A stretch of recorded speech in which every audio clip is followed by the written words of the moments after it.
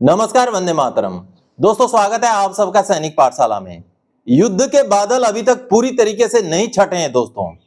युद्ध के बारे में हम जानकारियां लेते रहेंगे, लेकिन पिछले कुछ दिनों में जो महत्वपूर्ण जानकारियां मेरे पास इकट्ठा हुई थी, उनमें से कुछ जानकारियों को लेकर आया हूं।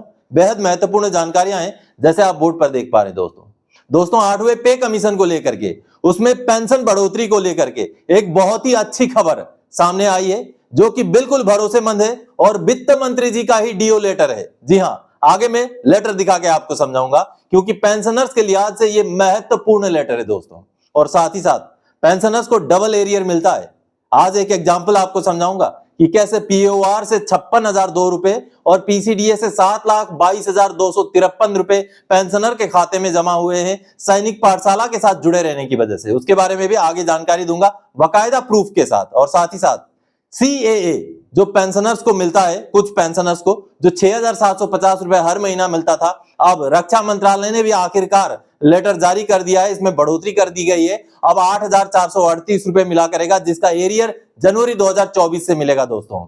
आगे इसके बारे में जानेंगे। और साथ ही साथ एसीपी में टाइम बार सैंक्शन की क्यों जरूरत है, उसको भी आगे आपको समझाऊंगा। और साथ ही साथ दोस्तों एनपीसी में क्यों ड्यू ड्रॉन स्टेटमेंट का भी जरूरत पड़ता है, उसके बारे में भी आगे मैं लेटर दिखा के आपको समझाऊंगा। तो चलिए इन्हीं विषयों को लेके आगे बढ़ेंगे। आगे बढ़ने से पहले हमेशा की तरह मेरा आप सबसे आग्रह है, अगर सैनिक पाठशाला चैनल का वीडियो आप पहली बार देख रहे हैं या अभी तक चैनल को सब्सक्राइब नहीं किया है, तो चैनल के साथ जुड़े रहने के लिए, इसका हिस्सा बने रहने के लिए और आपसे जुड़ी हुई भरोसेमंद ऑथेंटिक जानकारियों को पाते रहने के लिए चैनल को सब्सक्राइब जरूर करें। चलिए आगे बढ़ते हैं। सबसे पहली जानकारी, प्री 2006 को एसीपी केवल टाइम बार्ड सैंक्शन के बाद ही मिल पाएगा। अब लेटर देखें, क्या है ये टाइम बार्ड सैंक्शन, वो भी समझें। जी हां दोस्तों एसीपी जो कि 7 अगस्त 2003 से 31 दिसंबर 2005 के बीच के रिटायरीज को लागू है। और अगर आपका सर्विस 10 साल पूरा हो चुका था, लेकिन आपको अगर सिपाही की पेंशन मिल रही है, या तो आपका सर्विस 20 साल पूरा होने के बावजूद भी आपको हवलदार का पेंशन नहीं मिल रहा है, तो ऐसे कैटेगरीज वाले पेंशनर्स को हवलदार या नायक का पेंशन लागू होता है। लेकिन ये आज के डेट में करना हो तो उसके लिए टाइम बार्ड सैंक्शन की जरूरत होती है। आखिर क्या होता है टाइम बार्ड सैंक्शन, इसके लिए किस तरीके से प्रोसेस होता है, इसके ऊपर एक लेटर जारी किया गया, उसको दिखाता हूं, आपको समझाता हूं। दोस्तों ये रिकॉर्ड ऑफिस ने पेंशनर को इन्फॉर्म करते हुए एक लेटर लिखा है, 30 अप्रैल 2025 का लेटर है। अब इस लेटर में आप जैसे देख पा रहे हैं, publication of part two order of ACP Nayak. अब इस लेटर में पहले तो कुछ लेटर्स का रेफरेंस है, उसके बाद 3 नंबर पैराग्राफ में आप देखिए, now your claim becomes time barred and sanction of competent authority of IHQ of MOD army is required to be obtained before publication of part two order. It will take 2 to 3 months time to complete the documentation procedure. On receipt of sanction from competent authority, your case will be processed to PAO-RT for notification of corrigendum PPO. यानी कि इन जो pensioner हैं, इनको ACP लागू था। ये 2006 के पहले के रिटायरी हैं, 7 अगस्त 2003 के बाद 31 दिसंबर 2005 के बीच के रिटायरी होने की वजह से इनको एसीपी लागू है। लेकिन क्योंकि एसीपी का पार्ट टू ऑर्डर अभी किया जा रहा है बहुत सालों बाद, तो जब भी समय बहुत ज्यादा हो जाता है तो उन पार्ट टू ऑर्डर्स को करने के लिए, पार्ट टू ऑर्डर करने से पहले टाइम बार्ड सैंक्शन लिया जाता है। और टाइम बार्ड सैंक्शन जितना पुराना केस उतना ऊपर का अथॉरिटी से टाइम बार्ड सैंक्शन लिया जाता है। तो इसलिए इन पेंशनर का time barred sanction IHQ of MOD यानी कि आर्मी हेडक्वार्टर से लिया जाना है। उसके बाद ही इनका पार्ट टू ऑर्डर हो पाएगा एसीपी का, और इनका केस पीओआर को प्रोसेस किया जाएगा पेंशन बढ़ोतरी के लिए। तो देखिए दोस्तों, टाइम बार्ड सैंक्शन तब जरूरत पड़ता है जब कोई पुराना केस जो है प्रोसेस करना हो, कोई पुराना केस का पार्ट ऑर्डर करना हो, तो इतना इंपॉर्टेंट होता है time barred sanction. Time barred sanction के बगैर एसीपी के केस पुराने होने की वजह से प्रोसेस नहीं हो सकते। चलिए आगे बढ़ते अगली जानकारी की ओर। एनपीसी के साथ कितना जरूरी होता है ड्यू ड्रॉन स्टेटमेंट, समझें। जी हां दोस्तों एनपीसी यानी कि non payment certificate, non payment certificate के साथ साथ ड्यू ड्रॉन स्टेटमेंट भी मांगता है स्पर्श। अगर पुराना कुछ चीजों का अगर आपको एरियर का भुगतान करना हो तो एनपीसी के साथ साथ ड्यू ड्रॉन स्टेटमेंट भी भेजा जाता है सीपीपीसी, डीपीडीओ या ट्रेजरी द्वारा, तभी जाकर के उसका भुगतान होता है। चलिए एक लेटर इसके ऊपर जारी हुआ है, उसको देखते हैं। दोस्तों ये देखिए, पीसीडीए ने 9 मई 2025 को सीपीपीसी को एक लेटर लिखा है। अब ये जिन पेंशनर का केस है, इन पेंशनर के केस में नॉन पेमेंट सर्टिफिकेट ऑलरेडी जा चुका था सीपीपीसी से पीसीडीए स्पर्श को, लेकिन उस नॉन पेमेंट सर्टिफिकेट के साथ ड्यू ड्रॉन स्टेटमेंट नहीं लगा हुआ था। आप देख पा रहे हैं 7,36,636 रुपए का एरियर है, देखिए, और ये भी पेंशनर को सैनिक पाठशाला के साथ जुड़ने की वजह से ही मिलने जा रहा है। अब इसमें ड्यू ड्रॉन स्टेटमेंट ना होने की वजह से अब सीपीपीसी द्वारा जो है ये कंफर्म करने के लिए पीसीडीए ने कहा है कि जो ड्यू ड्रॉन स्टेटमेंट हमें पेंशनर ने भेजा है, अगर वो सही है तो हमें कंफर्म करें, नहीं तो ड्यू ड्रॉन स्टेटमेंट हमें भेजें, ताकि हम ये जो अमाउंट है 7,36,636 रुपए उसका भुगतान कर सकें। दोस्तों, ड्यू ड्रॉन स्टेटमेंट महत्वपूर्ण होता है। आपको दिखाऊं कि ड्यू ड्रॉन स्टेटमेंट कैसा होता है। सबसे पहले ये जो नीचे आप देख पा रहे हैं, ये होता है नॉन पेमेंट सर्टिफिकेट, यानी कि एनपीसी। एक ऐसा सर्टिफिकेट जिसमें लिखा जाता है कि अमाउंट इतना है, इतने तारीख से इतने तारीख के बीच का अमाउंट है, इनको इस अमाउंट का भुगतान कर दीजिए। सिर्फ ये लिखा होता है नॉन पेमेंट सर्टिफिकेट में। लेकिन ये जो अमाउंट कैसे बना, 7,04,214 रुपए इन पेंशनर का कैसे बना, मैं ये एग्जांपल के लिए एक केस लिया है। ये ऊपर वाला केस के साथ और नीचे वाला नॉन पेमेंट सर्टिफिकेट का कोई संबंध नहीं है, लेकिन नॉन पेमेंट सर्टिफिकेट मैं आपको एग्जांपल के तौर पे दिखा रहा हूं कि कैसा होता है। ये नॉन पेमेंट सर्टिफिकेट है जिसमें लिखा हुआ है कि इतना अमाउंट है, इतने तारीख को इसे लेके इतने तारीख का ये एरियर है, इस तरीके से लिखा हुआ है। लेकिन इसके साथ साथ ड्यू ड्रॉन स्टेटमेंट, अब इस केस का ड्यू ड्रॉन स्टेटमेंट ये देखिए, 7,04,214 रुपए का ड्यू ड्रॉन स्टेटमेंट ये है। इसमें पूरा बाइफरकेट किया गया है, पूरा समझाया गया है कि कब से लेकर कब तक का कितना बनता था, कितना दिया गया, कितना डिफरेंस होता है और वो डिफरेंस जोड़ जोड़ करके कितना बनता है, 7,04,214 रुपए, जिसका ये वाला नॉन पेमेंट सर्टिफिकेट है।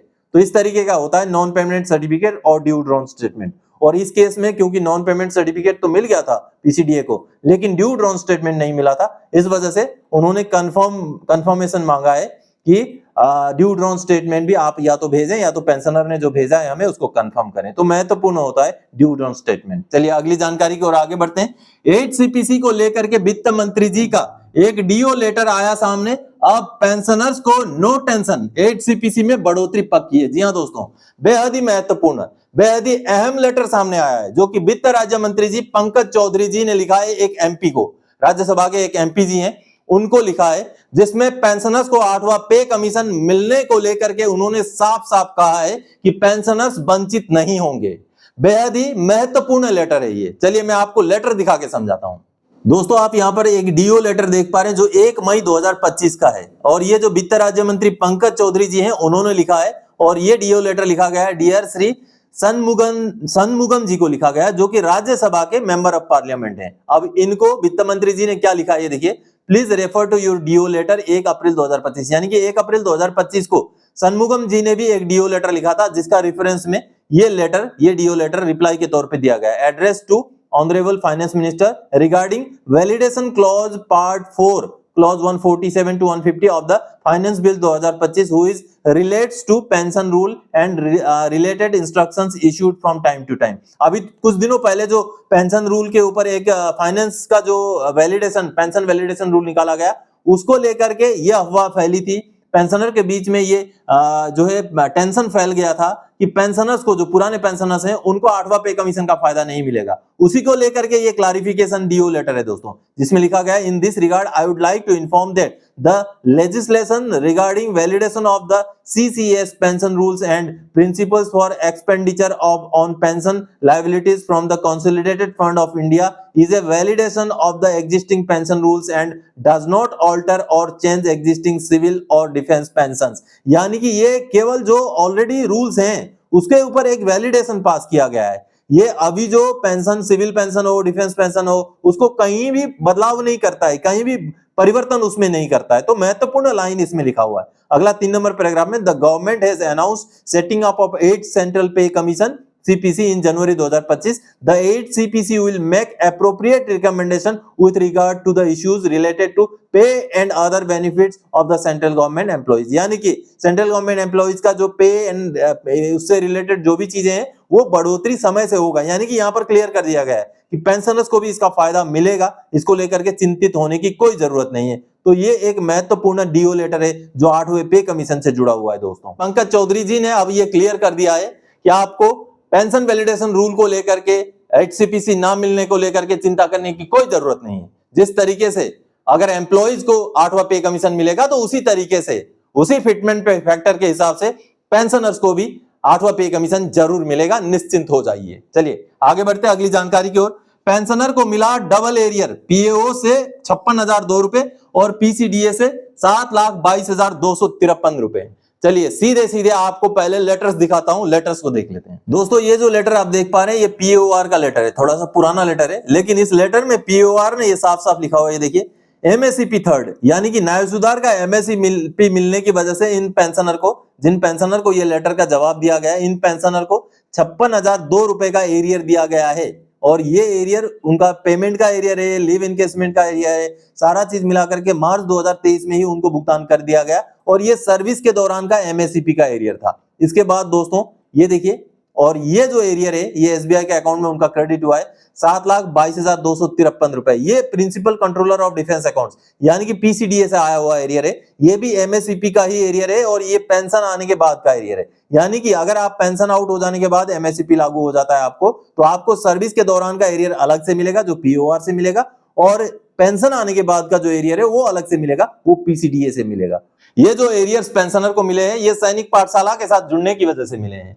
पेंशनर के बच्चे ने एक वीडियो संदेश भेजा है, उसको देख लीजिए। मैं son of ex serviceman MSCP नायब सूबेदार श्री राम प्रकाश जी का बेटा, मैं धन्यवाद करना चाहता हूँ सैनिक पाठशाला सर का, जिनकी वजह से हमें फ्री ऑफ कॉस्ट एकदम सही जानकारी मिली, जिनकी वजह से हमारे पिताजी को एमएससीपी 3 नायब सूबेदार के अनुसार बढ़ी हुई बेसिक पेंशन एवं पीसीडीए की तरफ से बकाया पुराना एरियर 7,22,253 का भी मिला है। उसके बाद पीएओआर की तरफ से 56,002 रुपये का एरियर भी मिला है। तो आप सबने देखा दोस्तों सैनिक पाठशाला के साथ जुड़े रहने की वजह से कैसे पेंशनर्स को फायदा हुआ। इसीलिए मैं कहता हूं सैनिक पाठशाला के वीडियोस को पूरा देखें ताकि आपको हर चीज की समझ हो। और अगर सैनिक पाठशाला के साथ जुड़ने के लिए अगर आपके पास मेरा व्हाट्सएप नंबर नहीं है तो चैनल को ज्वाइन कीजिए, आपको व्हाट्सएप नंबर मिल जाएगा, आप अपनी पेंशन से जुड़ी हुई समस्याएं मेरे साथ शेयर कर सकते हैं। चलिए अगली जानकारी की ओर आगे बढ़ते हैं। चौतरफा आलोचना के बाद डिफेंस पेंशनर्स के का भी बड़ा सीएए, हर महीने 1,688 और एरियर मिलेगा 1 जनवरी 2024 से। जी हाँ दोस्तों, सीएए यानी कि कांस्टेंट अटेंडेंस अलाउंस, जो पेंशन कुछ कैटेगरी के डिसेबल्ड पेंशनर्स को मिलता है, इसको लेकर के जो पेंशन मंत्रालय है उन्होंने कई दिनों पहले ही लेटर जारी कर दिया था और सिविल के पेंशनर्स को मिलना भी शुरू हो गया था, लेकिन डिफेंस पेंशनर को अभी तक नहीं मिला था, जिसका अभी हाल में डिफेंस मिनिस्ट्री ने लेटर जारी कर दिया। पहले लेटर देखिए। अब दोस्तों रक्षा मंत्रालय का ये जो 30 अप्रैल 2025 का लेटर है ये सीएए बढ़ोतरी को लेकर है। दोस्तों सीएए यानी कि कांस्टेंट अटेंडेंस अलाउंस, जैसे ही हमारा डीएडीआर 50% हो गया, सीएए में 25% की बढ़ोतरी होनी थी, जिसका पेंशन मंत्रालय ने पहले ही आदेश जारी कर दिया था और बहुत जद्दोजहद बाद अब रक्षा मंत्रालय ने भी वो आदेश जारी कर दिया है। यानी कि जनवरी 2024 से ही ये बढ़ा हुआ रेट लागू होगा। पहले 6,750 रुपए, अब 8,438 रुपए, 1,688 रुपए का बढ़ोतरी। अब जिन भी पेंशनर्स को सीएए लागू है, 100% डिसेबल्ड जो पेंशनर हैं, एग्रावेटेड या एट्रीब्यूटेबल केस, और जिनका सीएए आरएमबी के दौरान रिकमेंड किया गया है, उनको मिलता है ये। अब उनको जनवरी 2024 से लेकर अभी तक का एरियर मिलेगा, जिसका आदेश ये रक्षा मंत्रालय द्वारा देर सवेरी से ही अब जारी कर दिया गया है, जिसका पूरा भुगतान अब उन पेंशनर को हो जाएगा जो बेसब्री से सीएए बढ़ोतरी का इंतजार कर रहे थे। कई बार मैंने इसके ऊपर पॉइंट उठाया, पिछले 8-10 महीने में मैंने शायद लगभग भी 10 से 12 बारी इसको लेकर के पॉइंट उठाया, ऑब्जर्वेशन किया। कई सारे पेंशनर्स ने आरटीआई तक डाला, उसके बाद जाकर के आप डिफेंस मिनिस्ट्री ने इसको लेकर के लेटर जारी कर दिया है। तो दोस्तों आज के इस वीडियो में इन्हीं जानकारियों के साथ आया था। आगे और कोई जानकारी आपसे सरोकार रखने वाला विषय लेके मैं फिर से हाजिर हो जाऊंगा। तब तक के लिए जय हिंद दोस्तों।